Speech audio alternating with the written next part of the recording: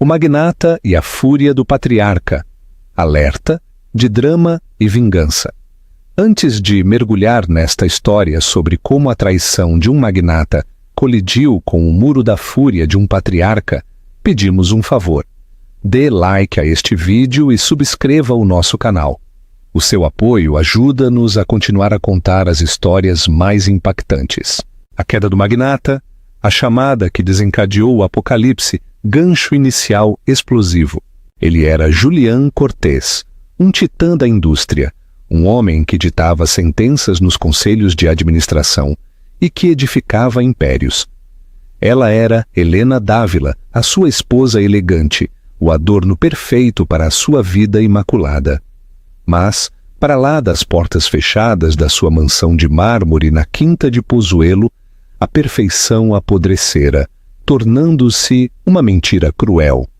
E num momento terrível, com a sua amante como testemunha, a máscara não escorregou. Foi arrancada violentamente. Ele levantou a mão contra a mulher que jurara proteger, um único ato de violência que ele acreditou que a silenciaria para sempre. Ele enganou-se, radicalmente. Jamais imaginou que a chamada que ela faria na sua hora mais escura desataria um colapso total do seu mundo. Porque o pai de Helena não era apenas um pai, era uma força da natureza, um acerto de contas inadiável. O silêncio na mansão Cortés era uma entidade viva.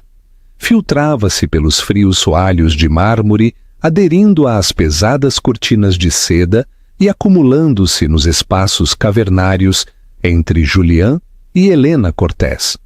O seu lar, um testemunho extenso da riqueza moderna no coração do exclusivo bairro da Quinta em Pozuelo, parecia menos um santuário e mais um museu lindamente curado de uma vida que já existira. Julián Cortés era um homem esculpido pela ambição e arrogância. A sua imagem pública era irrepreensível. Um carismático magnata imobiliário elogiado nas revistas pelo seu toque de Midas. Movia-se com a graça predatória de um homem a quem nunca lhe tinham dito não.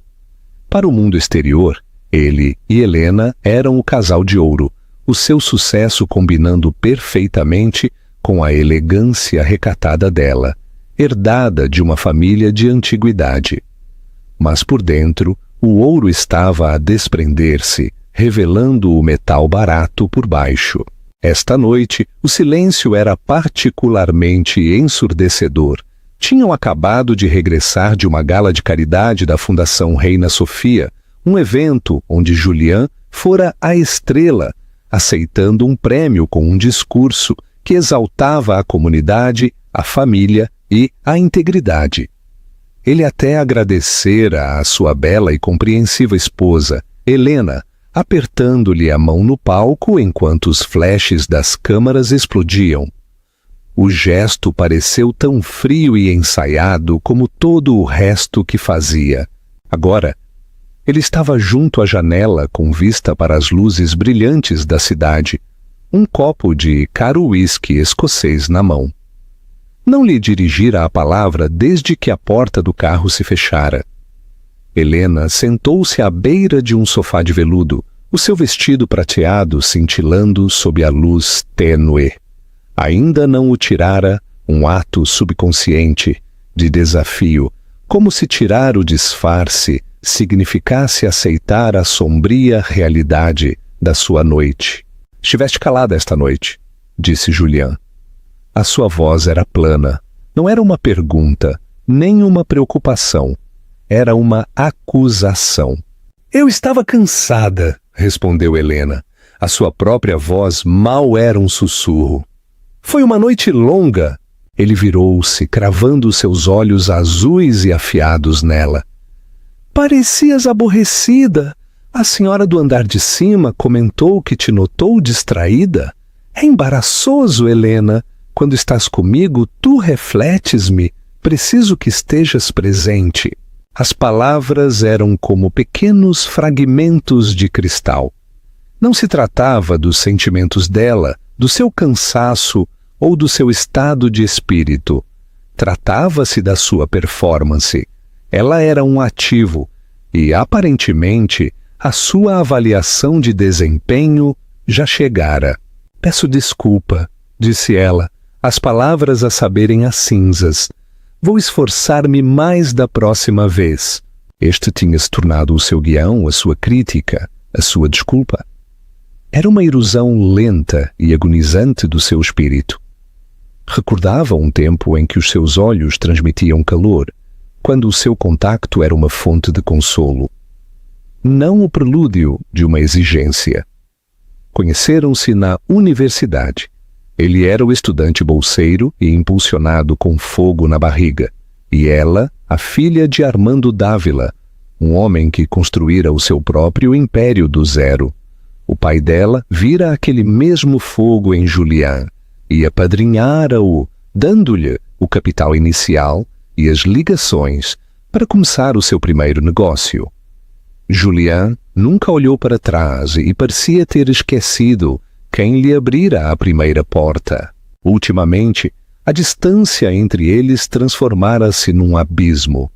Havia as noites tardias que ele afirmava serem para fechar negócios, as viagens de fim de semana que nunca constavam no seu calendário oficial. Havia o cheiro de um perfume que não era o dela na sua camisa numa noite, o que ele descartara como paranoia e histeria. Havia as chamadas sussurradas que ele atendia na varanda, de costas para ela, com uma voz íntima e baixa que ela já não reconhecia. O seu coração sabia a verdade, embora a sua mente temesse confrontá-la. Levantou-se, o roçar do seu vestido era o único som no quarto. Vou para a cama, Julián. Ele agitou o líquido âmbar no seu copo, sem sequer se incomodar a olhar para ela. Bom, de qualquer forma, tenho algum trabalho para terminar. Trabalho. A palavra era um escudo frágil para suas mentiras. Enquanto caminhava em direção à grande escadaria, o seu telemóvel, que estava numa mesa lateral, vibrou. Era uma notificação de mensagem de uma amiga. Continha uma única foto. Era uma captura de ecrã da história de alguém nas redes sociais, publicada há menos de uma hora. A foto mostrava um bar da moda e apinhado no centro. Numa área reservada, um homem, maioritariamente de costas, estava inclinado perto de uma mulher de cabelo vermelho vibrante. O homem vestia o mesmo fato Tom Ford, feito à medida, que Julián usava agora. A sua mão, com o distinto anel de selo de ouro que ela lhe dera no seu 5º aniversário, descansava possessivamente sobre o braço da mulher. A Helena engasgou-se. O sangue gelou-lhe. Já não era apenas suspeita, era prova. Uma fotografia digital, um momento descuidado, capturado e partilhado, acabara de confirmar a demolição total do seu casamento. Olhou do telemóvel na sua mão trêmula para o homem de pé junto à janela. Uma silhueta de mentiras contra as luzes da cidade. O silêncio na sala já não estava vazio. Estava cheio do grito ensurdecedor da sua traição, e ela soube, com uma certeza que a aterrorizou e a empoderou, que aquele silêncio estava prestes a romper-se. Catalina Mendes acreditava em tomar o que queria. Via a vida como uma grande competição e não tinha intenção de se contentar com a medalha de prata. Quando conheceu Julián Cortés num congresso imobiliário 6 meses antes, ela identificou-o não como um homem casado, mas como uma oportunidade. Um homem poderoso, bonito e obscenamente rico. Claramente faminto pela adoração que a sua esposa boneca de porcelana não podia ou não queria dar-lhe. A sua aventura não fora a fogo lento, fora uma explosão. Catalina era tudo o que Helena não era. Era ruidosa onde Helena era silenciosa, ousada onde Helena era reservada, e implacavelmente ambiciosa. Colmava Julián com o elogio efusivo e a atenção física que ele ansiava, alimentando o seu ego até ele estar completamente viciado nela. «Ela não te entende, querido», sussurrava Catalina, delineando o maxilar de Julian, enquanto estavam deitados nos lençóis desfeitos de um hotel de 5 estrelas. Ela aprecia o dinheiro? Claro que sim, mas aprecia o homem, o predador, o gênio que constrói horizontes? Julian absorvia tudo, os olhos a fechar enquanto absorvia a sua validação. Não, admitia ele a voz pastosa e cheia de autopiedade. Não o faz. Ela é de dinheiro antigo. Não entende a luta, a fome. Era uma narrativa que tinham construído juntos, que pintava Julian como o herói incompreendido e Helena como a princesa fria e ingrata na sua torre de marfim. Absolvia-os a ambos de toda a culpa. Catalina era uma jovem agente imobiliária numa firma rival e era inteligente. Sabia que jogar a longo prazo era a chave. Nunca o pressionava, nunca lhe dava ultimatos.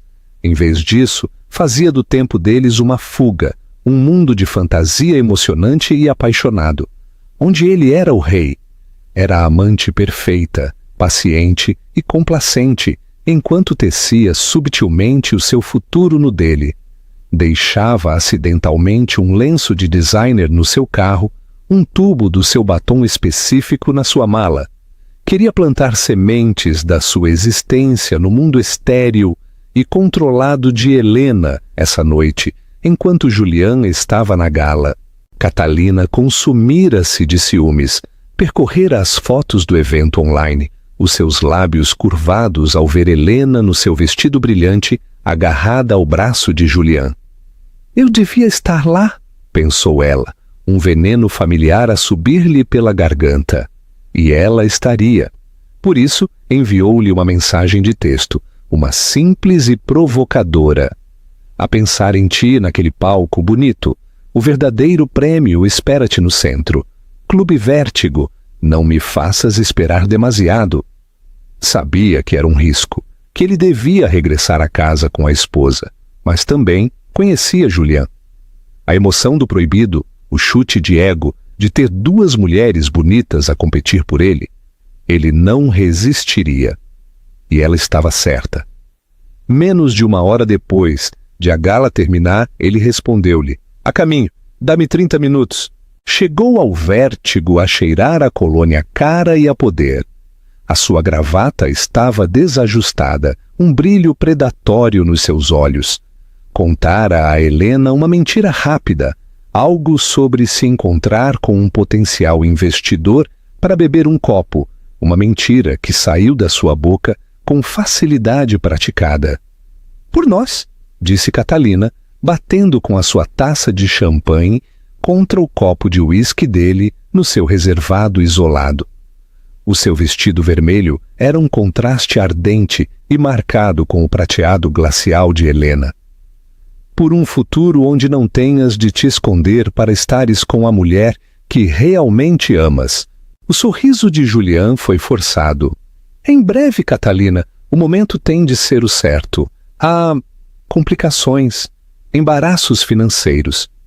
Esta era a sua linha padrão. Falava do seu casamento como se fosse uma fusão complexa que ele estava a tentar dissolver. Catalina aprendera a fingir paciência, mas internamente cansava-se das desculpas. A sua amiga Sasha tirara a foto deles e colocara-a na sua história privada. Uma pequena emoção para Catalina, uma forma de se sentir mais real. Sentiu uma onda de vitória, sabendo que a sua imagem estava lá fora, ligada à dele. A sua conversa era uma dança de ego e sedução. Ele queixou-se do mau humor de Helena, da sua falta de paixão, da sua distração na gala. Catalina ouviu, simpatizou e ofereceu o antídoto perfeito, a sua atenção indivisa e adoradora. Ela tem sorte por te ter e nem sequer sabe, disse Catalina, a sua voz a cair num sussurro rouco enquanto passava uma unha bem cuidada pelo seu braço. Mas eu sim, eu vejo-te, Julian. Ele inclinou-se, os seus lábios encontrando os dela num beijo possessivo e faminto, que era mais sobre posse do que afeto.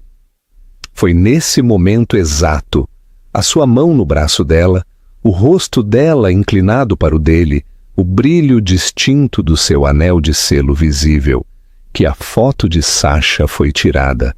Um único clique descuidado que se tornaria numa granada digital prestes a ser lançada nos corredores imaculados e silenciosos da mansão Cortês.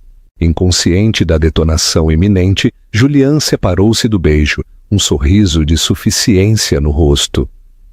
"Vamos sair daqui", murmurou, deixando um maço de notas sobre a mesa. Sentia-se poderoso, desejado e no controlo total das suas duas vidas separadas. Não tinha ideia de que as paredes cuidadosamente construídas entre essas vidas estavam prestes a ser pulverizadas. A confirmação e a queda. Helena permaneceu no topo da escadaria durante o que pareceu uma eternidade. O telemóvel apertado na sua mão, a imagem no ecrã gravada a fogo nas suas retinas. Cada nervo do seu corpo gritava, os sons abafados de Julian, a mover-se no seu escritório lá embaixo. O tilintar do seu copo ao ser pousado. O suave fechar de uma gaveta. Era uma contagem decrescente para um confronto que ela já não podia evitar. Durante anos ela engolira as suas suspeitas, aceitara as suas desculpas fracas e dissera a si mesma que estava a ser irracional. Deixara-o convencê-la de que as fissuras no seu casamento eram produto da sua imaginação. Mas não havia ambiguidade nesta fotografia. O fato, o anel, a postura íntima. Era ele, era real. Uma fúria fria e dura, que não sentia há anos, começou a deslocar a comoção, crescendo como um zumbido baixo no seu peito e transformando-se num inferno rugidor. Era a fúria de milhares de pequenas traições, 1000 noites solitárias, 1000 comentários condescendentes. Era a fúria de uma mulher que finalmente fora empurrada para além do seu ponto de ruptura. Desceu as escadas, os seus movimentos deliberados, o suave som dos seus sapatos no mármore, o único som. Entrou no seu escritório sem bater. Ele estava sentado atrás da sua maciça secretária de caoba, a deslizar o dedo no seu telemóvel com um ar de suficiência no rosto. Provavelmente pensava que ela se tinha ido deitar como uma esposa obediente. Ele levantou o olhar, a sua expressão a endurecer instantaneamente com aborrecimento. "O que se passa, Helena? Eu disse-te que tenho trabalho para terminar." Ela não disse uma palavra. Simplesmente caminhou até a sua secretária e pousou o seu telemóvel sobre a madeira polida, o ecrã ainda a brilhar com a imagem dele e da ruiva. Deslizou-o pela superfície até parar diretamente à frente dele. Os olhos de Julian moveram-se por uma fração de segundo, um lampejo de pânico puro e inalterado cruzou o seu rosto. A sua máscara, cuidadosamente controlada, escorregou. Viu o anel, o fato, o inconfundível cabelo vermelho de Catalina. Apertou o maxilar, mas tão rapidamente quanto o pânico surgiu, desapareceu, substituído por uma máscara de fúria fria. Estava encurralado e, como um animal encurralado, escolheu atacar. "O que é isto?" rosnou ele, empurrando o telemóvel para ela. "Estás a espiar-me agora? A verificar as minhas coisas? A fazer com que as tuas amiguinhas me persigam? Não te atrevas a virar isto contra mim." A voz de Helena era baixa, mas vibrava com uma intensidade perigosa que ele nunca antes ouvira. "Quem é ela, Julian?" Ele levantou-se, batendo com a mão na secretária. O som ecoou na casa silenciosa. "Chama-se Catalina, se tanto queres saber. E é uma mulher que sim me aprecia. Uma mulher que é vibrante e está viva. Não uma estátua fria e aborrecida que caminha pela vida como se fosse uma obrigação." A crueldade das palavras foi impressionante. Não estava apenas a admitir a aventura, estava a usá-la como arma, transformando a sua traição no fracasso dela. Uma obrigação. A risada de Helena foi frágil, desprovida de humor. A minha vida contigo tornou-se uma obrigação, Julian. Esperar por ti, encobrir-te, fingir por ti. Eu cumpri a minha parte deste casamento com dignidade, enquanto tu andaste a esconder-te, a mentir-me na cara e a gastar o nosso dinheiro em... ela. O nosso dinheiro, zombou ele, avançando em direção a ela. Este é o meu dinheiro. Eu construí isto. Tu apenas vives nele. Tu casaste-te com um apelido, Helena. Isso é tudo. Um apelido que eu fiz, ainda mais poderoso. O meu pai deu-te o teu começo, replicou ela, lágrimas de raiva e dor a surgirem nos seus olhos. E eu paguei-lhe 100 vezes, gritou ele, o rosto contorcido de raiva. Não lhe devo nada, e certamente não te devo nada a ti. Este casamento tem sido um peso morto à volta do meu pescoço durante anos. De repente, a porta da frente abriu-se. Helena e Julian congelaram, virando-se para ver a própria Catalina Mendes a entrar. Segurava a pasta de Julian, que aparentemente ele esquecera no carro. Um sorriso triunfante estava no seu rosto. Julian, querido, esqueceste-te disto, ronronou ela, os seus olhos desviando-se com desdém sobre Helena. Oh, estou a interromper algo. A audácia foi assombrosa. Ela não fora apenas um segredo. Estava ali, na sua casa, uma manifestação física do engano de Julian. O pânico de Julian desaparecera, substituído por uma descarada arrogância. Ter Catalina ali pareceu encorajá-lo, como se a sua presença validasse a sua escolha. Pousou uma mão no braço de Catalina, puxando-a ligeiramente para trás dele, num gesto de proteção. Estava a escolher o seu lado. Helena olhou para os dois, um quadro da sua humilhação. Tira-a da minha casa, disse, a sua voz trêmula, mas firme. Julian riu, um som frio e feio. Nossa casa, Helena, e Catalina é minha convidada. Talvez seja hora de enfrentares a realidade. Acabou. Quero que te vás embora. As palavras ficaram suspensas no ar, pesadas e definitivas. Vai-te embora. Ele queria que ela saísse da casa que ela arrumara, da vida que ela suportara. Todos os anos de sacrifício, de morder a língua, de esperar que as coisas melhorassem. Tudo se resumiu a isto: ser expulsa da sua própria casa, à frente da sua amante. Algo dentro dela partiu-se. Não! Disse ela, a sua voz a subir. Ela é que vai embora. Esta é a minha casa e não me vais desrespeitar nela. Ela deu um passo em direção a Catalina, os seus olhos a brilhar. Fora! Antes que pudesse dar mais um passo, Julian moveu-se, agarrou-a pelo braço, os seus dedos a cravarem-se na sua pele como garras. Não te atrevas a falar-lhe assim, sibilou ele, o seu rosto a centímetros do dela. Larga-me, Julian, gritou ela, tentando libertar-se do braço. E então aconteceu. Num lampejo de raiva incontrolável, com a sua amante a observar com olhos arregalados e triunfantes, Julian levantou a outra mão e bateu em Helena no rosto. O estalo do impacto foi seco e nauseabundo, ecoando no hall cavernoso. Helena cambaleou para trás, a cabeça a virar para o lado, uma dor aguda e brilhante a explodir na sua bochecha. A comoção foi tão profunda que lhe roubou o ar dos pulmões. Não foi apenas a dor física, foi a violação total. A confirmação brutal e final de que o homem que uma vez amara se fora, substituído por este monstro, levou uma mão trêmula à sua bochecha, os olhos arregalados de horror e descrença, fixos nele. Naquele momento, o mundo inteiro pareceu desvanecer-se, deixando apenas o silêncio ensurdecedor, a dor aguda e a aterrorizante compreensão de que estava numa sala com um homem que já não era apenas o seu marido, mas o seu inimigo. Neste momento, o poder desequilibrou-se por completo. Depois de testemunhar tal ato, será que Helena devia ter confrontado-o imediatamente com mais raiva, ou foi mais sábio afastar-se em silêncio como fez? O tempo pareceu distorcer-se e esticar-se nos momentos que se seguiram à bofetada.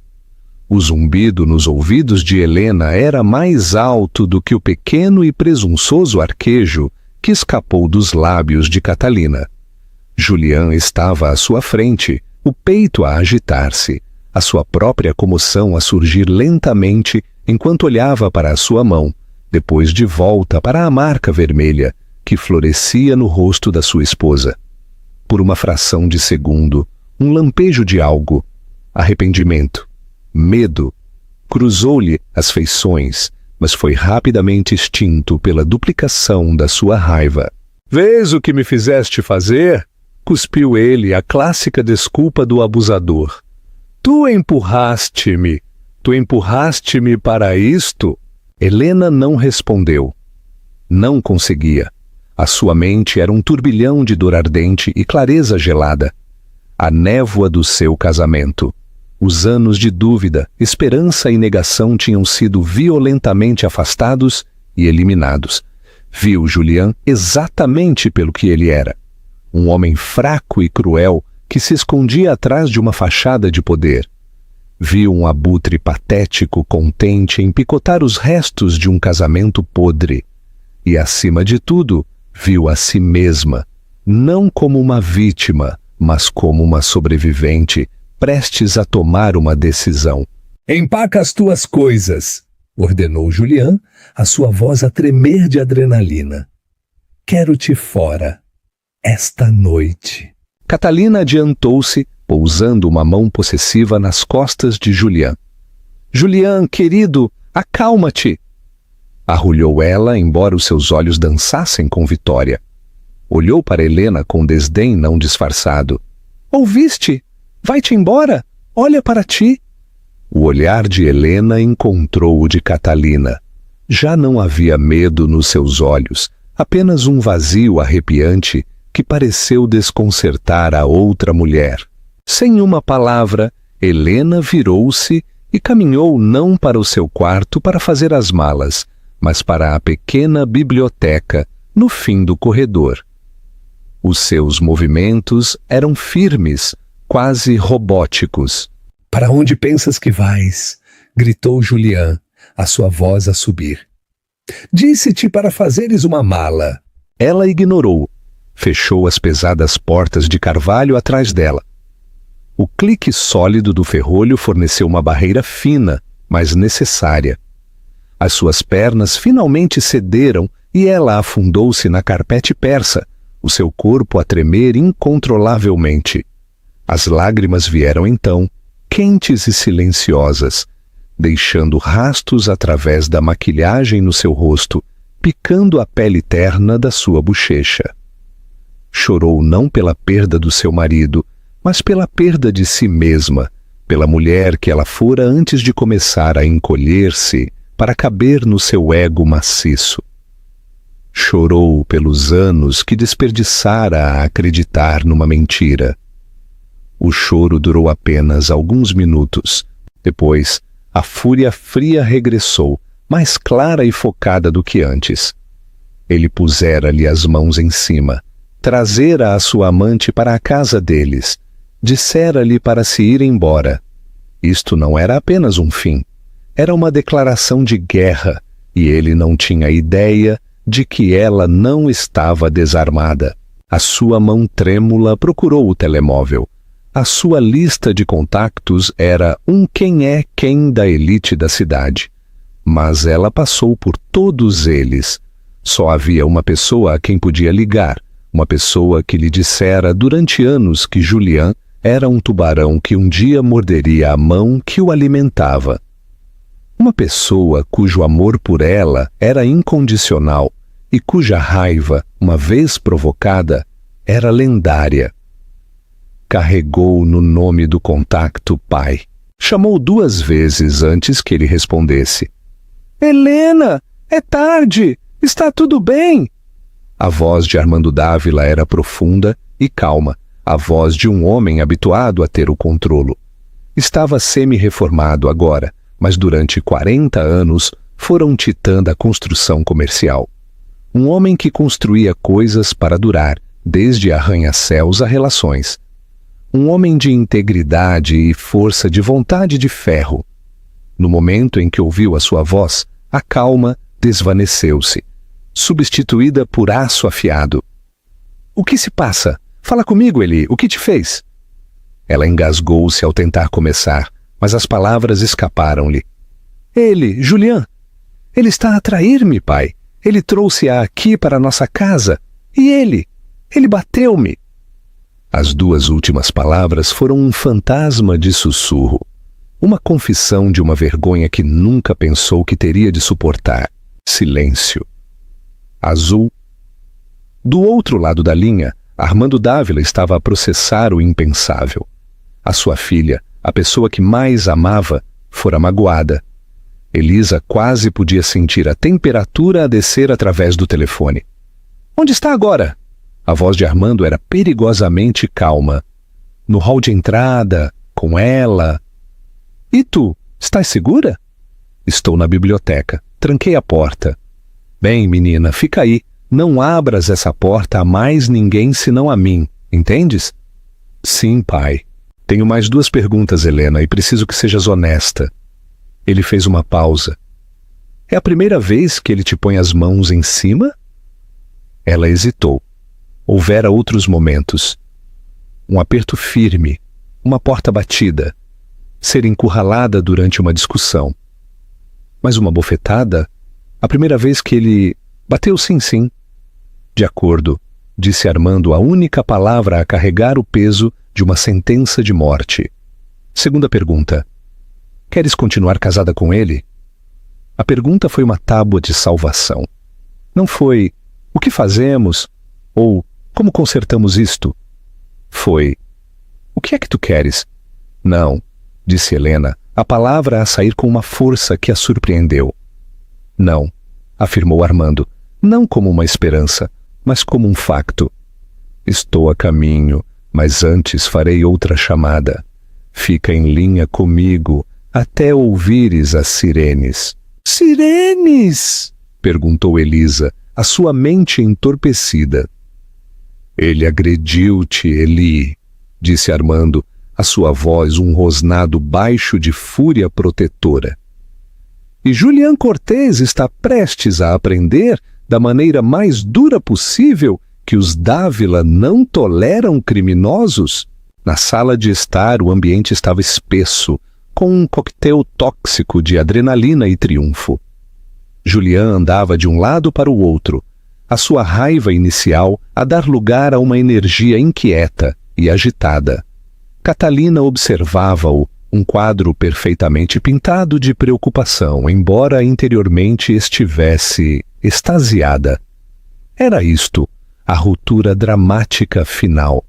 Ganhara. Não posso acreditar que ele teve a audácia de te falar assim, disse Catalina, a sua voz a pingar falsa simpatia. Depois de tudo o que lhe dás, ele perdeu a cabeça. Enclausurou-se na biblioteca como uma criança. O que é que ele pensa que vai conseguir? Resmungou Julian, passando a mão pelo cabelo, desgrenhando-o pela primeira vez naquela noite. Estava aborrecido por Helena se ter fechado, negando-lhe a satisfação de a ver fazer as malas das suas malas Chanel em derrota.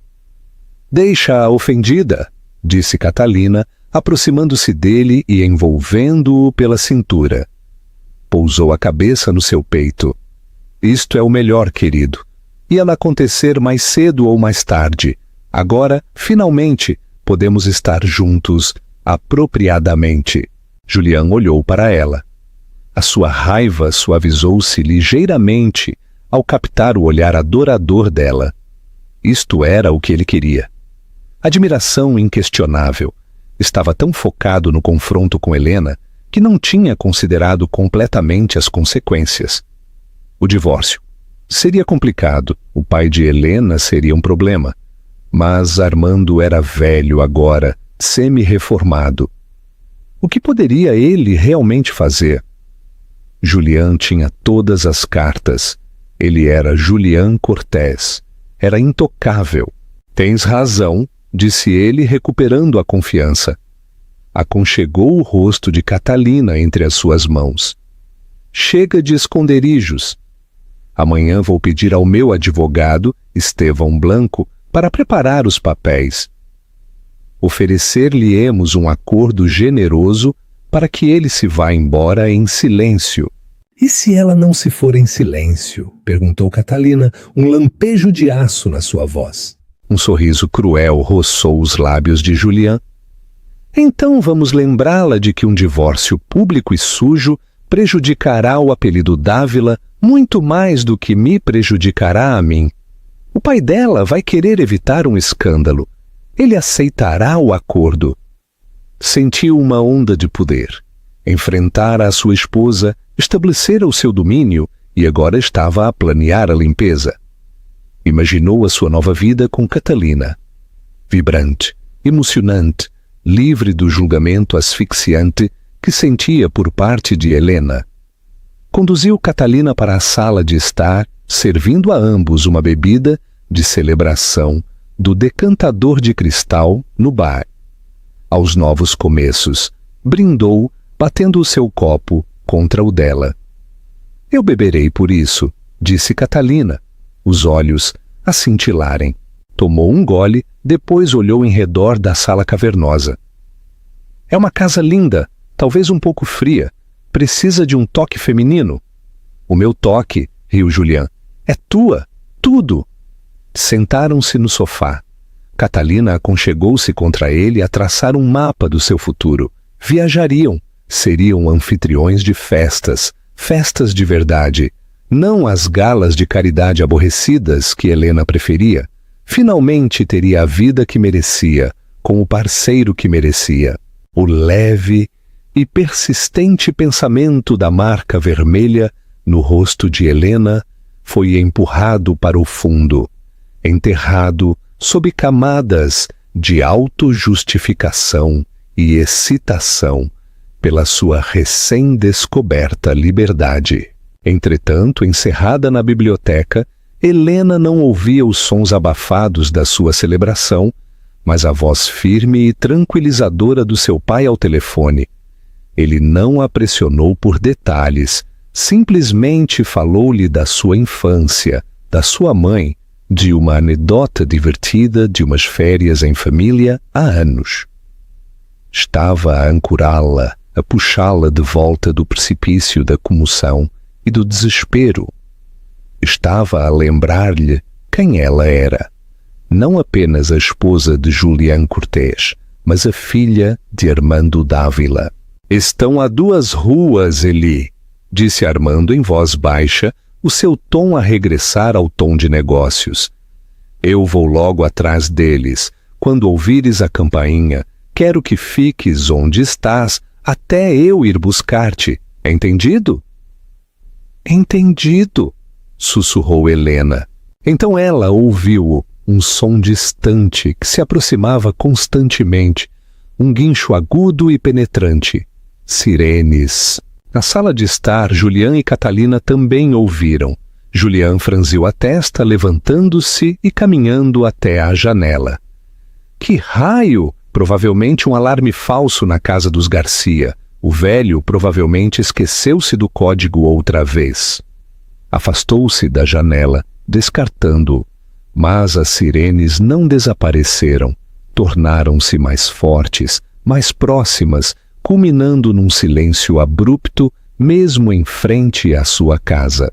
Então, a noite abriu-se com as luzes vermelhas e azuis intermitentes, pintando padrões estroboscópicos nas paredes da sala de estar e refletindo-se nos copos de cristal nas suas mãos. Julián ficou a olhar, a boca subitamente seca. Catalina levantou-se, o seu estado de espírito de celebração evaporando-se em confusão e alarme. Julian, o que está a acontecer? Antes que ele pudesse responder, o toque forte e autoritário de um punho de polícia ressoou na porta principal. Não era um toque educado. Era uma exigência. O coração de Julian começou a martelar contra as suas costelas. Isto não podia estar a acontecer. Não fazia sentido. Olhou das luzes intermitentes lá fora para a porta da biblioteca trancada e pela primeira vez naquela noite, uma semente de medo genuíno, profundo, começou a brotar no poço do seu estômago. Ele era um homem que tinha sempre o controlo e, de repente, assustadoramente, estava a perdê-lo. O toque veio novamente, mais forte, mais insistente. Tum, tum, tum. Era um som que não pertencia ao mundo sereno e ordenado que Julian construíra com tanto cuidado. — Julian, quem é? — sussurrou Catalina, o rosto pálido. — Deveríamos ignorar. — Não sejas idiota! — retorquiu Julian, o seu medo manifestando-se como raiva. Dirigiu-se à porta da frente, alisando o blazer e forçando uma aparência de calma autoridade no seu rosto. Ele era Julian Cortés. Esta era a sua casa. Provavelmente era um erro, um mal-entendido que ele resolveria num momento. Abriu a porta maciça e ornamentada, pronto para emitir uma repreensão aguda pela perturbação, mas as palavras morreram-lhe na garganta. De pé no limiar estavam 2 polícias uniformizados. Os seus rostos eram sombrios, as suas posturas profissionais e inabaláveis. As luzes intermitentes do carro da polícia banhavam-nos, criando uma cena inquietante e surrealista. E de pé mesmo atrás deles, o seu rosto uma máscara de fúria fria e controlada, estava Armando Dávila. Não era o velho gentil semi-reformado que Julian imaginara na sua mente. Era o homem que construíra um império através da coragem e da intimidação. Um homem cujo calmo comportamento ocultava um núcleo de aço temperado. Olhou para Julian, não como um genro, mas como algo vil que encontrara na sola do seu sapato. A mente de Julian deu voltas. O quê? O que é isto? O que está a acontecer? Armando não lhe falou. Simplesmente acenou ao oficial à direita. Um homem alto de rosto severo, cuja placa dizia Sargento Navarro. O Sargento Navarro deu um passo em frente, os seus olhos fixos em Julian. — É o senhor Julian Cortés? — Sim, sou eu, mas deve haver algum tipo de erro, senhor. Recebemos uma chamada a relatar uma agressão doméstica nesta morada, disse Navarro, a sua voz um monótono oficial e desapaixonado. Precisamos de entrar para garantir a segurança da vítima. O sangue de Julian gelou. Vítima? Olhou de soslaio para Armando, cuja expressão permaneceu imutável, o seu silêncio mais condenatório do que qualquer acusação. Agressão? Isso é absurdo. A minha esposa e eu tivemos um desentendimento. Isso é tudo. Fanfarroneou Julian, tentando recuperar o controlo. Ela é demasiado emocional, histérica. Não há necessidade de intervenção policial. Isto é um assunto familiar privado. Quando uma pessoa bate na outra, declarou Navarro categoricamente, dando um passo em frente, forçando Julian a recuar no seu próprio hall.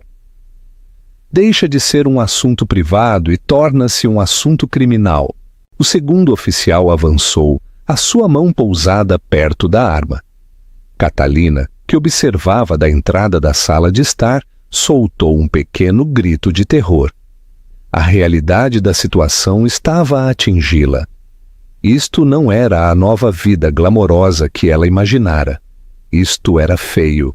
Isto era sério. — Onde está a senhora Cortés? Exigiu o sargento Navarro, o seu olhar a percorrer o hall. Do fim do corredor, o clique do ferrolho da porta da biblioteca ao abrir. A porta abriu-se e Helena saiu. Ela estava enquadrada na porta, o rosto pálido, mas a sua expressão resoluta. A marca vermelha e inchada na sua bochecha era claramente visível sob as luzes brilhantes do hall. Ver-lhe fez o ar parar. Era prova inegável. A atitude profissional do sargento Navarro endureceu para uma de claro dever. Os olhos de Armando suavizaram-se brevemente, com dor ao olhar para a sua filha, antes de se focarem novamente em Julián, com renovado ódio glacial. Helena, começou Julián, a sua voz suplicante. Diz-lhes que isto é um mal-entendido. Diz-lhes que estás bem. O olhar de Helena encontrou o dele. Não havia amor, nem medo, nem pena. Não havia nada. Ela estava a olhar para um estranho. Depois olhou para além dele, para o seu pai. Armando finalmente moveu-se. Passou pelos oficiais. Passou por um Julián atordoado. E foi diretamente para a sua filha. Pegou-lhe suavemente no rosto, o seu polegar roçando perto do feio hematoma. Estou aqui, Eli, disse ele em voz baixa. Acabou. Envolveu-a num abraço protetor e guiou-a para longe da cena, em direção à porta da frente. O sargento Navarro voltou a sua atenção total para Julián.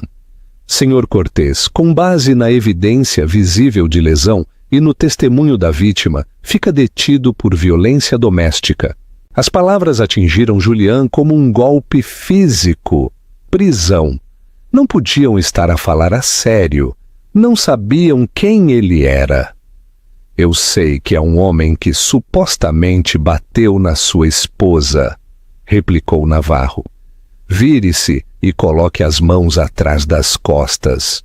O pânico, puro e absoluto, apoderou-se de Julián. Isto não estava a acontecer. Não fazia sentido. Os vizinhos, os meios de comunicação, os seus sócios comerciais. Toda a sua vida baseava-se numa reputação de poder e controlo. Uma foto dele, algemado, iria destruí-lo. Isto é por causa dele, gritou Julián, apontando com um dedo trêmulo para Armando, que agora estava de pé com Helena na varanda. Ele está a usar a sua influência. Isto é ilegal. O segundo oficial avançou. Senhor, tem de se acalmar e cooperar. Mas Julián estava para além da razão. Deu um passo atrás, abanando a cabeça selvagemente. Não! Saiam da minha casa! Esse foi o seu último erro. Os oficiais moveram-se com uma eficiência rápida e praticada. Agarraram os seus braços, viraram-no e forçaram as suas mãos atrás das costas. O clique agudo e metálico das algemas a fechar-se à volta dos seus pulsos foi o som mais alto que Julián alguma vez ouvira. Era o som do fim do seu mundo. Enquanto o arrastavam, tropeçando e a protestar, para fora da sua própria porta da frente, viu os rostos dos seus vizinhos atraídos pela confusão. As suas expressões, uma mistura de choque e curiosidade mórbida.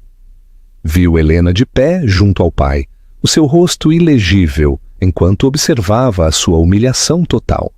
E viu Catalina, ainda congelada na porta, o seu rosto uma máscara de horror ao aperceber-se de que se tinha agarrado a uma estrela cadente e em chamas. O poder, o prestígio, a ilusão cuidadosamente elaborada, tudo se desvaneceu sob o brilho frio e implacável das luzes da polícia.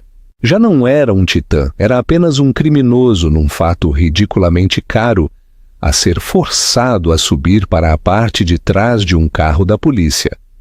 O frio couro do banco traseiro do carro da polícia sentiu-se como um bloco de gelo contra a pele de Julián.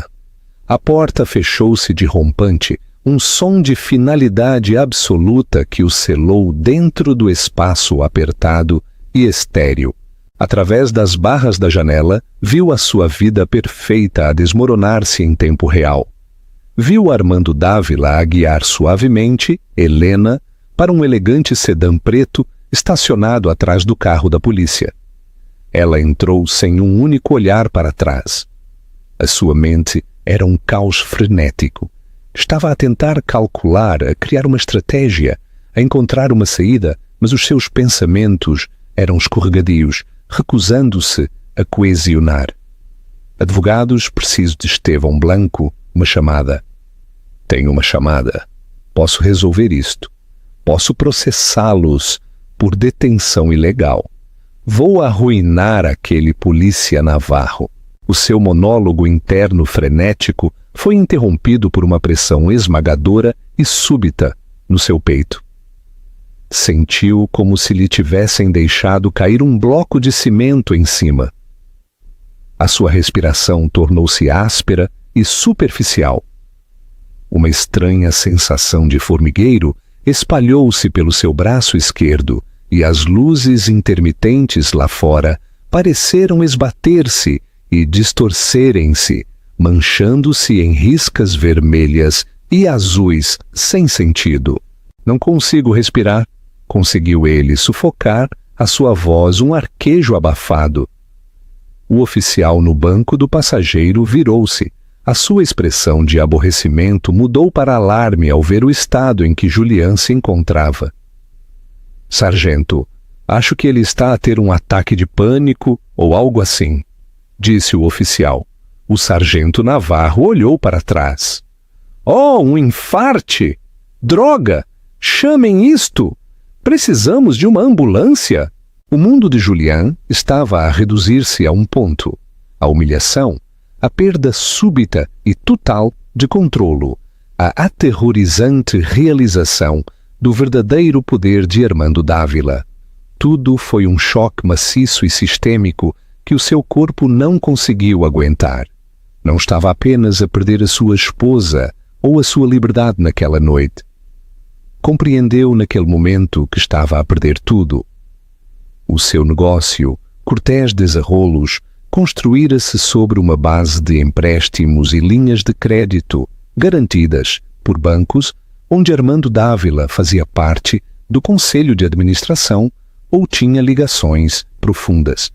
Os contratos multimilionários que acabara de garantir para um novo arranha-céus no centro eram com consórcios que incluíam velhos amigos de Armando. Todo o seu império, que tão arrogantemente afirmava ter construído, era sustentado pelo próprio homem que acabara de tornar seu inimigo mortal. Não só dera uma bofetada a Helena, ele dera uma bofetada a todo o legado Dávila, e a retaliação não seria uma batalha legal, seria aniquilação. Esta compreensão atingiu-o com a força de um impacto físico. A pressão no seu peito intensificou-se, transformando-se numa dor insuportável e dilacerante. A sua visão ficou em túnel. A última coisa que viu antes de tudo ficar preto foi o rosto frio e implacável de Armando Dávila a observá-lo da rua enquanto os paramédicos corriam para o carro da polícia. Então, Julián Cortés, o intocável titã, desmaiou contra a janela do carro da polícia. Epílogo: o despertar da filha do patriarca. Julián não morreu. Acordou num leito de hospital algemado à grade, com um polícia de guarda à porta. Sofrera um evento cardíaco maciço provocado pelo estresse. Mas a recuperação física era o menor dos seus problemas. No momento em que recebeu alta, foi processado e acusado. A história estava em todo o lado. Magnata imobiliário Julián Cortés, preso por violência doméstica. A imprensa, que antes o adulava, lançou-se sobre ele com ferocidade raivosa. As fotos das luzes intermitentes em frente à sua mansão estavam em todos os locais de notícias. A sua imagem, cuidadosamente curada, foi destroçada de forma irrevogável. Helena Dávila, representada pela advogada de divórcio mais formidável do Estado, uma amiga pessoal do seu pai, solicitou o divórcio no dia seguinte, citando diferenças irreconciliáveis e crueldade. O acordo pré-nupcial que assinaram foi invalidado devido a uma cláusula de infidelidade que Julián esquecera, e uma condenação por violência doméstica faria com que qualquer juiz decidisse esmagadoramente a favor de Helena. O colapso financeiro foi rápido e brutal. Tal como Julián temia, Armando Dávila fez umas quantas chamadas tranquilas. As linhas de crédito foram retiradas. Os investidores recuaram. A junta da Cortés Desarrolos, sob imensa pressão, convocou uma reunião de emergência e votou para o destituir como CEO. Os seus ativos foram congelados enquanto aguardavam o acordo de divórcio. Num mês, o império que acreditava ter construído estava a ser desmantelado e vendido por partes. Catalina Mendes desapareceu perante o escândalo público e, ao aperceber-se de que Julián já não era um veículo de ascensão, mas uma viagem só, de ida para a ruína social e financeira, desapareceu, deixou de atender às suas chamadas, mudou o seu número e soube-se que se mudara para outra província para começar de novo. O seu nome, para sempre, contaminado pela sua associação com a sua queda. Helena nunca mais falou com Julián. Reclamou o seu apelido de solteira. Dávila, com o apoio do seu pai, regressou à universidade para terminar a licenciatura em arquitetura, que abandonara para ser uma esposa compreensiva. Vendeu a mansão fria e silenciosa e mudou-se para um apartamento luminoso e arejado na cidade. Os hematomas no seu rosto desvaneceram-se, mas a força que descobriu na sua hora mais escura permaneceu. Ela fundou uma pequena organização, sem fins lucrativos, dedicada a ajudar sobreviventes de violência doméstica a encontrar recursos legais e financeiros usando o seu nome e história não como fonte de vergonha, mas como um farol de esperança para outras. Julián Cortés, despojado de sua riqueza, de sua empresa, de sua esposa e da sua reputação, tornou-se um fantasma. Aceitou um acordo para evitar um julgamento público prolongado, recebendo liberdade condicional e terapia obrigatória para o controlo da raiva. Era um nome quebrado, uma advertência sussurrada em coquetéis e salas de reuniões. Um lembrete claro de que não importa quão alta construas a tua torre, não significa nada se for construída sobre uma base de mentiras, crueldade e uma profunda subestimação do homem cuja filha traíste. 2 anos pareceram uma vida inteira. Nesse tempo, o nome Julián Cortés desvaneceu-se das páginas brilhantes das revistas de negócios até se tornar um sussurro de advertência. O homem em si desvaneceu-se ainda mais. Os fatos impecáveis foram substituídos por roupa de armazém mal ajustada. O passo confiante era agora um arrastar de pés hesitante. O evento cardíaco diminuíra-o fisicamente, mas foi a aniquilação do seu ego que realmente o esvaziara. Depois de terminar a sua liberdade condicional, era apenas mais um homem à deriva numa cidade que outrora afirmara possuir. Helena Dávila, no entanto, florescera.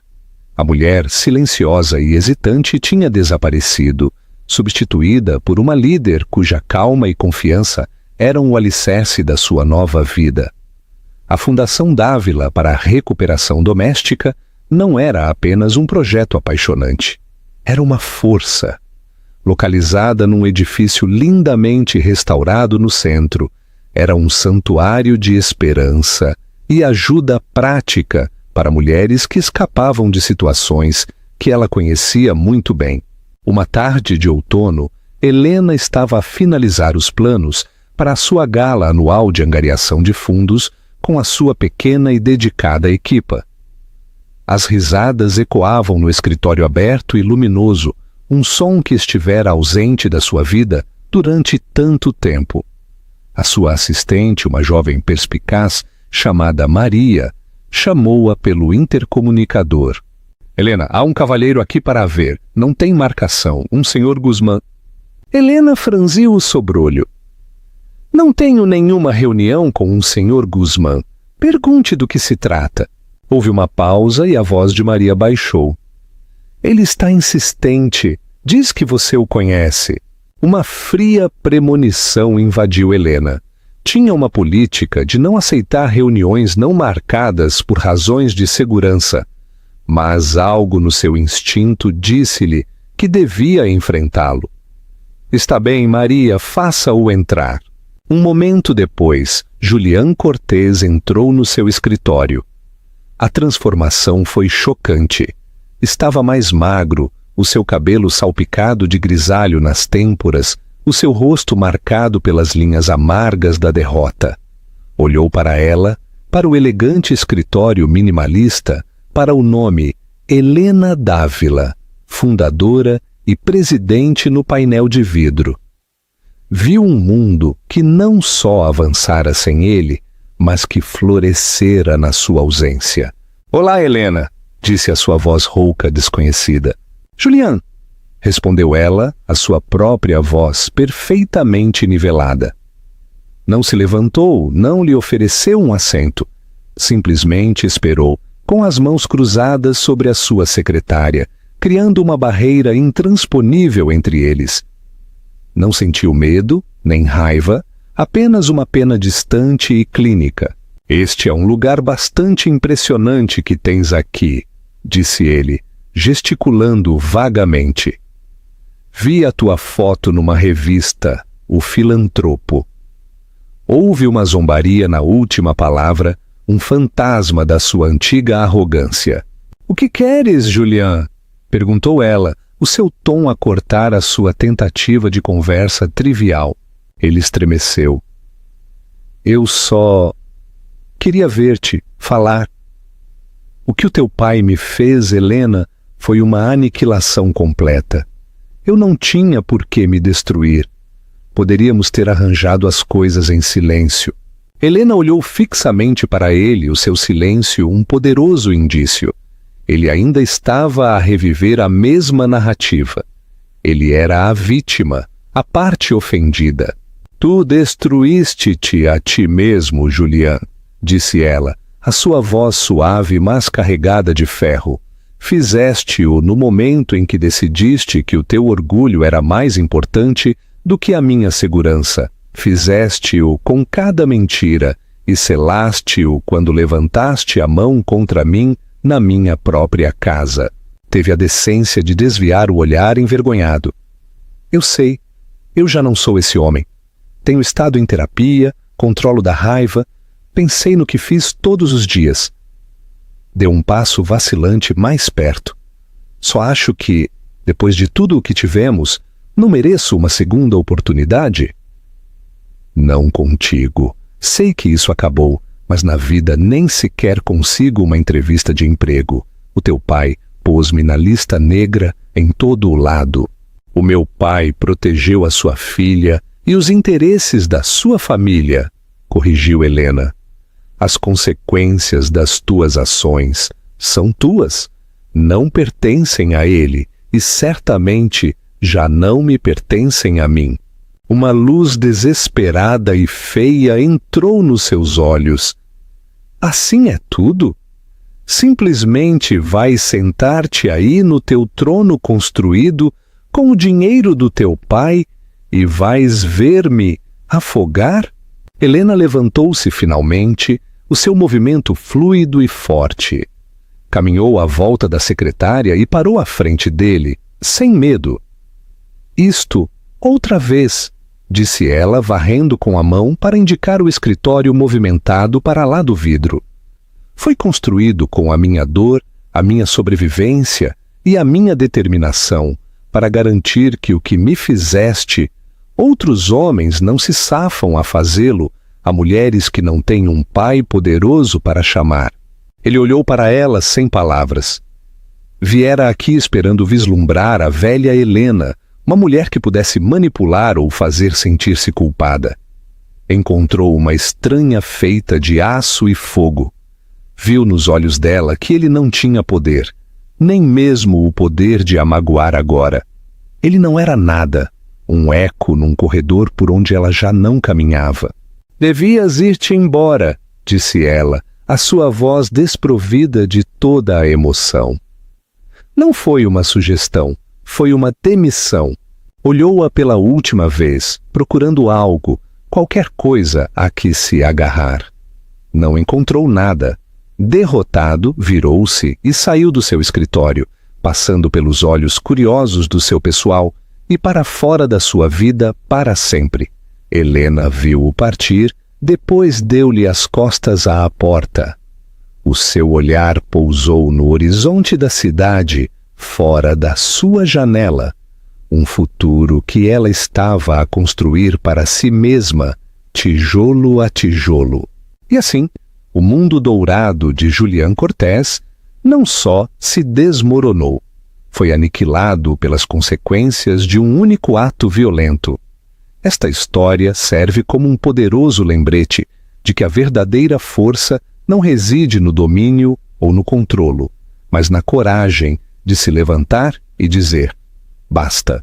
Helena encontrou a sua voz no silêncio após a bofetada e, com uma única chamada telefônica, recuperou não só a sua segurança, mas toda a sua vida.